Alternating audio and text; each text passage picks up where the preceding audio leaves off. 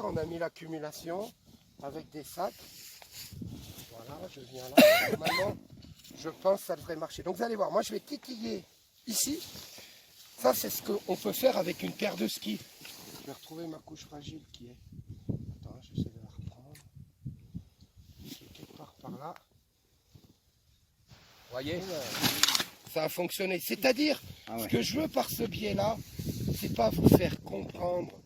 Ce que je veux, c'est vous faire comprendre que c'est mécanique. C'est-à-dire que moi, j'ai simplement touché ici sur 2-3 cm. Et après, ça s'est propagé. Et ça peut se propager s'il y avait une continuité dans la couche fragile jusqu'à la pente là-bas. C'est-à-dire que je peux très bien me balader où il y a les gens là-bas, me promener où il y a les gens et déclencher toute la pente qui est là-bas d'en dessous. Parce qu'on a vu qu'il y a l'effondrement, c'est comme des dominos tout simplement. Il faut qu'il y ait une surcharge, il faut qu'il y ait une pente à 30 degrés et il faut qu'il y ait une accumulation. L'accumulation, on l'a un petit peu augmentée.